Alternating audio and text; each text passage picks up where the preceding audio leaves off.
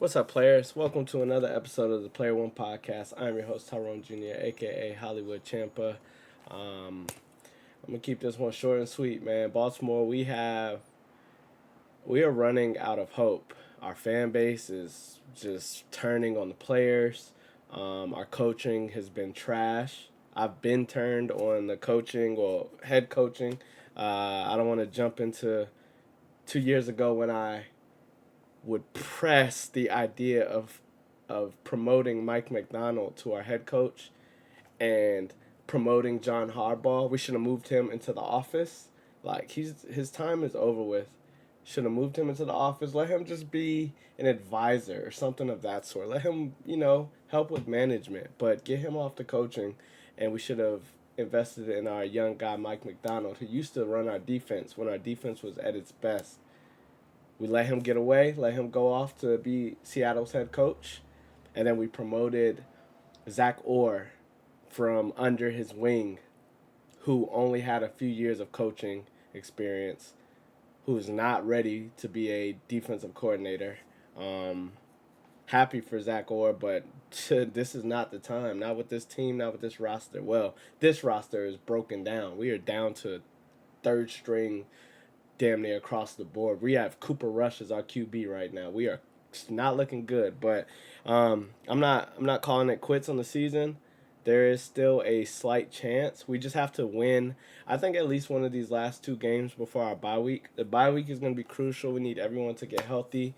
We got the Texans this week. The Texans are picking up pace, but if we come out and play Ravens football, we should be able to beat them. But their offense picking up pace, it's not looking good. And then we finish with the Rams at home. So it's a scary next 2 weeks we have for the squad. But as far as play breakdowns go, I'm going on two fourth down play calls. I've talked about our coaching just being trash. The difference is coaching. Our players, we're just putting them in bad positions, bad situations. It's not the players. But right here, though, I do have a thing. It's a mix of Lamar and our offensive coordinator, Todd Monken. So before the season started, Todd Monken claimed Lamar is going to have way more freedom at the line to make play call adjustments and such. This play right here, I wonder if it's. I don't want it to be Lamar, but I think it is on why this play did not work. But check me out. This is how it goes. So it's 4th and 1. Second quarter. This anything within the 40-yard lines nowadays is 4 down territory. This was we had just come off scoring the ball.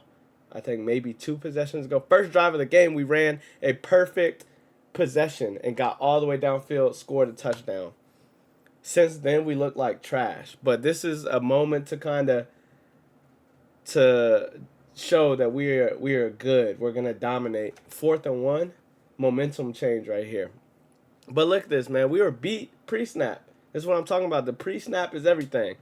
And right here, it just does not make sense why this play was called or why this play was not adjusted at the line. Look, let's check it out.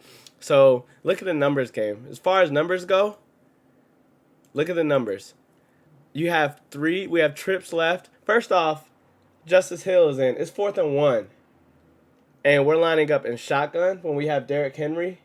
We have him on the sideline. 4th and 1. It's things like this. When we have the roster, we have the players, just him being on the field, just Lamar either being under center or what my favorite formation is the pistol offense for this team. I think Lamar should be in the pistol most of the time. That's when a lot of our our misdirections happen and they work best. But Lamar being a shotgun, it kind of limits the type of play calling when you go to hand it off. But if he's in pistol, he would be in between. Right here, he wouldn't be under the center. He wouldn't be full shotgun. He'd be in between. So it's a quicker snap, a quicker feed if he hands it off, quicker read. And it makes the defense have to commit quicker. So it's a faster play call. I hate this formation on 4th and 1. And when we have Derrick Henry, he's sitting on the sideline. I love Justice Hill, but going Justice Hill when we need 1 yard out of shotgun, it looks like we want to run around rather than through. That's not dominating football like that. We're not dominating that way. To win a football game, you got to win in the trenches. We're running around the trenches. That right there says a lot. So right here, it's a numbers game, right? If you go look at this lineup, you got him 1-on-1. I wouldn't even look that way. That's D-Hop.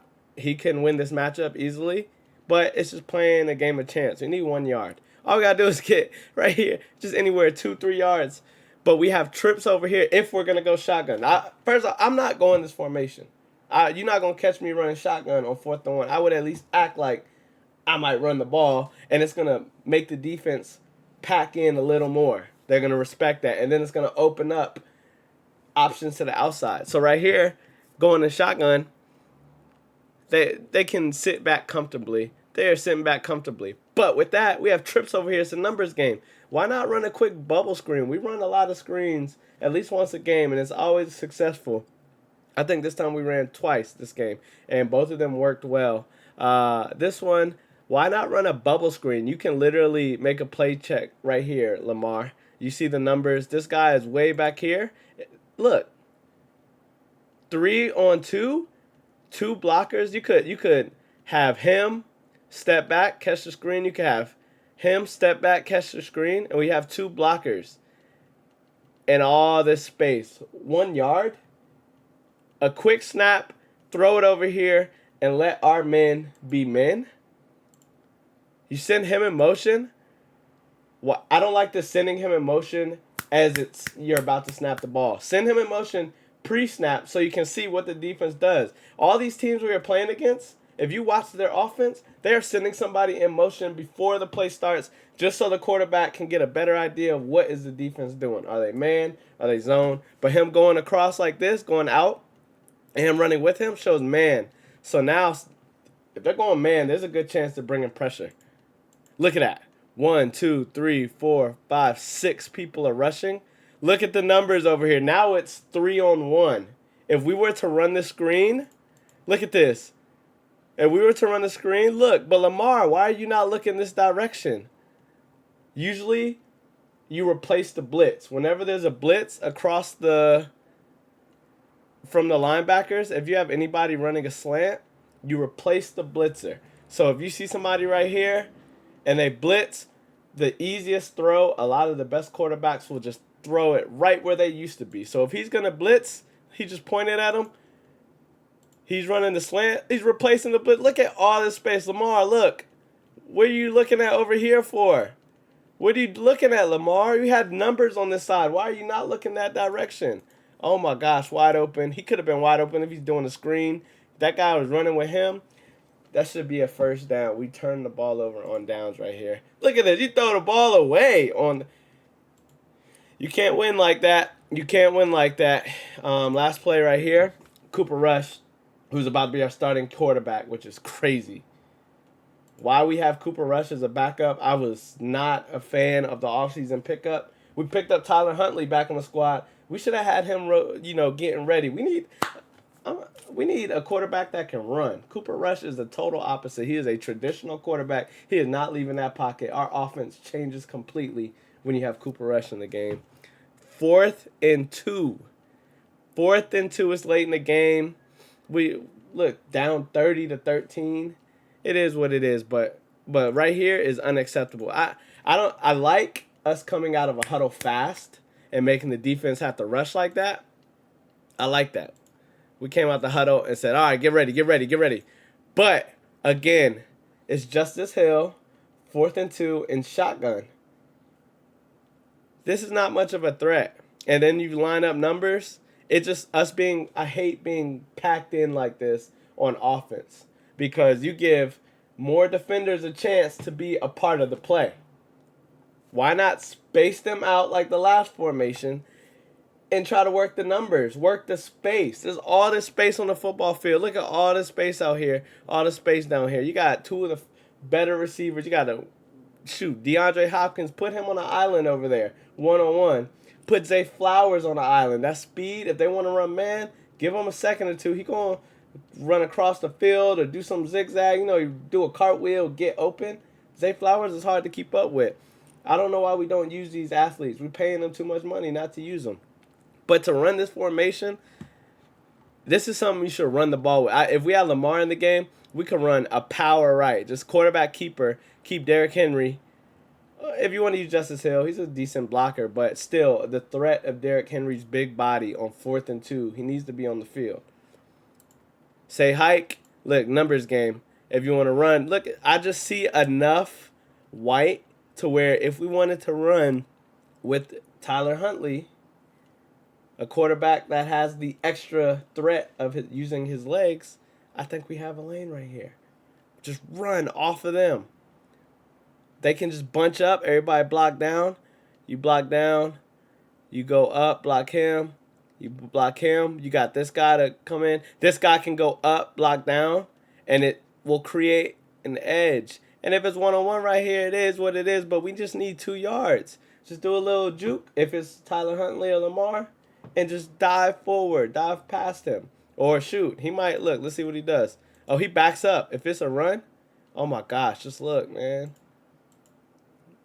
We're cooked. But even right here, it's 4th and 2. You have to make an attempt. The game's over.